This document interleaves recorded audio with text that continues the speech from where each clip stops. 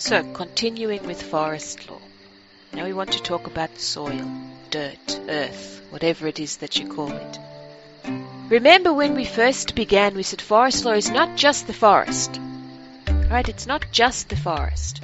It's the oceans, it's the river systems, it's the deserts, it's the mountains. So, a lot we have been talking about what is actually in the forest. But when we talk about soil, we don't mean just the brown stuff that people have in their gardens. We also mean the rocks that are ground, like on the mountains where there is dirt there, but it's more rocky, right? We will talk of stones and rocks another time, but we're just talking of that. It's not quite soil, but it's there, right? We're talking of the sands in the desert. We're talking of the silt and the sands in the ocean when we are talking about soil. We're talking about all of that sort of covering of the earth, if you like. So what does that mean? What is it? When you think about that, it's the covering of the earth, right? It's like the blanket of the earth. And that blanket provides life, right? So there is this blanket covering the earth, warming it, cooling it, nourishing it, keeping it safe. And if you can imagine that the earth, as we know, is a sphere, and if you imagine that blanket that's over it, yes, of course it has rocks, but there's the dirt, right? Over it. It's like it keeps it all together, right? It has this imagery, if you like, of togetherness, keeping it whole so that bits cannot shoot off, keeping it whole.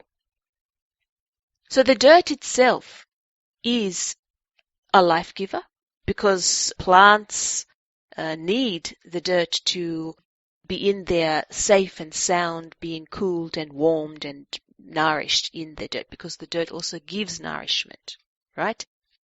So the dirt itself, as we said, it's like this blanket. It keeps everything together.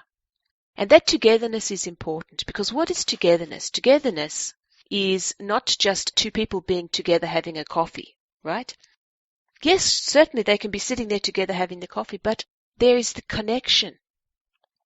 Right, the connection that's between them. That's what togetherness is. It's the connections that bind people, connections that bind people to plants, connections that bind people to animals, and vice versa, all over, all of these connections. And when you think about the idea of the soil being this blanket, right, this protective blanket for the earth, and you think of the idea then that it's keeping everything together, right? And then you think about togetherness as connections and how every single living creature is bound by these connections, absolutely bound by these connections, this togetherness. You can see the importance of the idea of soil or sand or silt, whatever. You can see the importance of the idea of it. Some people might say they can't see the importance of it itself, in of itself. Right? But already we have very briefly said that the soil, it not just nurtures the plants and provides food for the humans, etc., and the animals, but what's in it also, all these nutrients, if it is well looked after, gives more to the plant. It doesn't just protect it and help it grow and nourish it. It gives so much to it to provide it so that when it is grown, there's more in it, right? For the human, for the animal, for the plant. So there is that aspect, but the real idea of soil is that imagery of the togetherness, of that connection.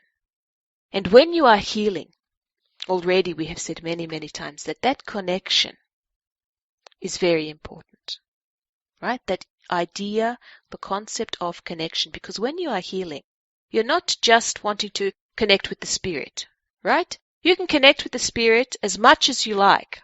But if you've not connected with the person you're healing, forget the spirit. Forget it. It's not going to help the person that you're trying to heal. And when we're talking about healing, we're not talking about hands-on healing or just hands-on healing or all of these types of physical. We're talking about these mental types of healing, right? And when we say that, we don't just mean psychology, etc. We mean clairvoyancy. We mean these types of healing where the person themselves comes to their own healing, right, from themselves. So that kind of healing as well doesn't have to be physical, but it's all about the connection. And If you as a healer cannot see that you are together with this person in this problem, right? It's not the person's problem. They might have some problem with their lungs or problem with some skin problem, right? And they present to you with that problem. As soon as they present to you with that problem, you're together. You're connected. But not only that, that person is not just connected with you as the healer, they are connected with everybody, right? Everybody, everything is affected by this person's problem. And when, as a healer, you can really understand that connection, that togetherness, that we're all in it together. If one person ails, everybody ails, right? If you have a garden and you have some plants in it and you nourish one side of the garden and you don't nourish the other side, what will you have?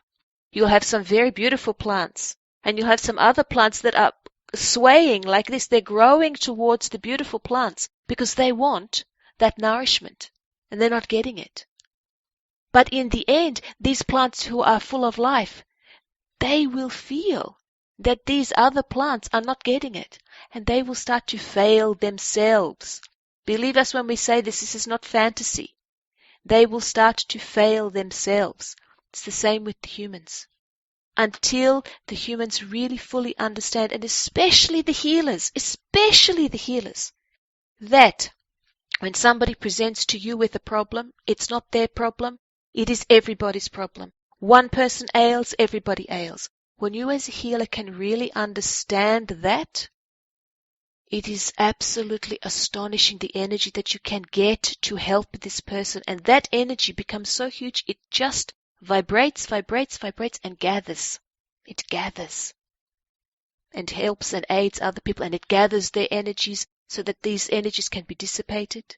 Who would have thought that's what soil represents in forest law? But there you are. That's the soil. Blessings to you, our friends. We are the Ancestral Medicine Women, healing from the past for the present and the future.